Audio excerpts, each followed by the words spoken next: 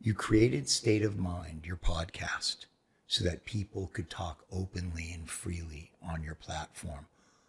What made you start it? I had fallen asleep, and when I woke up, I had anxiety. And I said, I'm going to film myself so I can show the people what it's about. As I was doing that, this is no lie, and I just did Family Feud. You did Family Feud? Yeah, about 2 months ago. Oh, that's bitching. Uh, Hold on one second. I want to do Family Feud, you and I want to should. sit in the middle square. Yeah. Is that the middle square? No, that's what is it? Family Feuds with Steve Harvey. Steve Harvey? No, it's the guy that kisses everybody, that makes out with everybody. That's the old guy, What's his name? Richard Dawson. God, I loved Richard Dawson. Remember?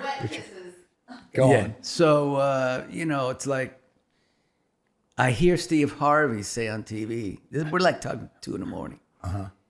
I can't believe these celebrities who film themselves. On their lowest moment?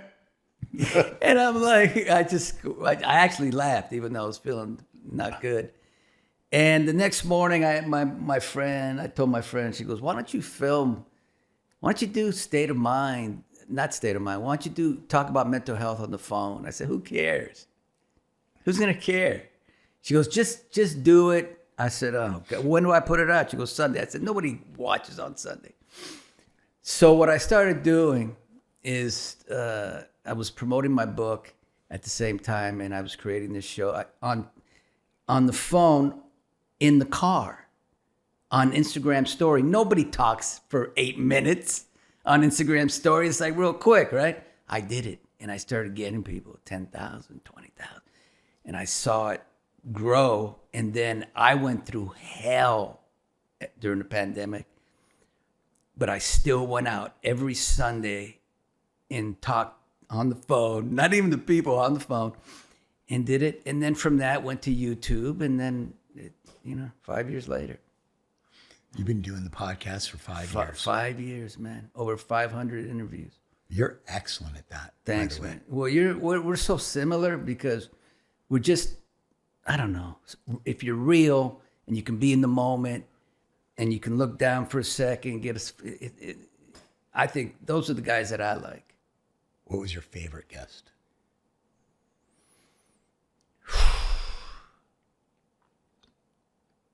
Damn, man. It is like asking your favorite child, Okay, then we won't do it. That was diplomatic. I couldn't answer that either. Right? It's kind of. No, there's so many good people. I just can't. How do you think we can better support people with mental illness? It's especially the homeless. Oh, man. Look, I mean, that is the question, isn't it?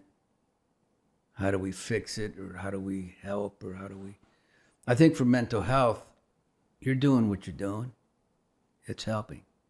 I'm doing what I'm doing.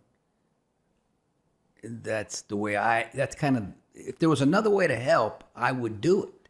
If you told me, Maurice, we can do this, we can do that, I would be there. But this is my way of doing it. You've spent 3 decades on General Hospital.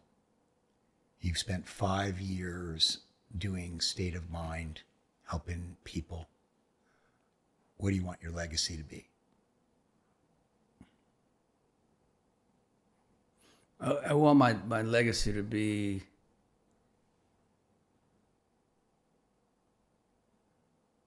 I was one of the first man to come out and say he was bipolar.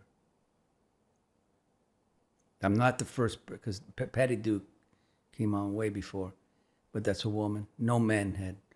And so the legacy has to be something. It's funny when you ask me that, and I think somebody else asked me that. It's not about the acting. Right.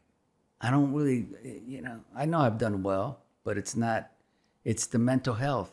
I didn't know that you're one of the first or the first men to come out publicly and say he had bipolar disorder. That's magnificent. That's Yeah. magnificent, because now everybody else is like, oh, I'm not the only one. I'm not alone. Yeah. This is a thing. I'm not a weirdo. Yeah, but I will say, when I came out, it was on Oprah. My wife came on. She didn't want to come on. She was 8 months pregnant, and then she finally came on because Oprah said, come on, come on. But nothing, Richard, I was proud to do it, and it was Oprah and great. Nothing really happened with mental health from that, except I've seen a big change with the pandemic. Yeah. That's when it just blew the... Yeah. Because anybody who's never had it and thought it was nothing now has it. And they're like, oh, shit. This is what that is. And you see commercials. I'm bipolar 1 if you're bipolar. I get smile every time, man. I be on my bed, I'm like this, and I hear, if you're bipolar 1. I'm like, damn, right on. That comes right after the restless leg Yes. syndrome commercial. All that shit, yeah. Uh-huh. So I think we're in a better place, but I think you know this, the are up.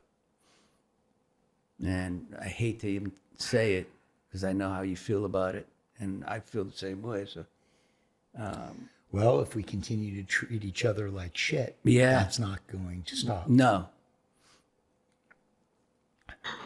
Got to be good to each other, people. We're out of time. Please subscribe on YouTube, click the thumbs up, and leave a comment. Please subscribe on Apple Podcast and Spotify, and leave a rating and a review. And share the We're Out of Time podcast with others you know who will get value out of it. See you next Tuesday.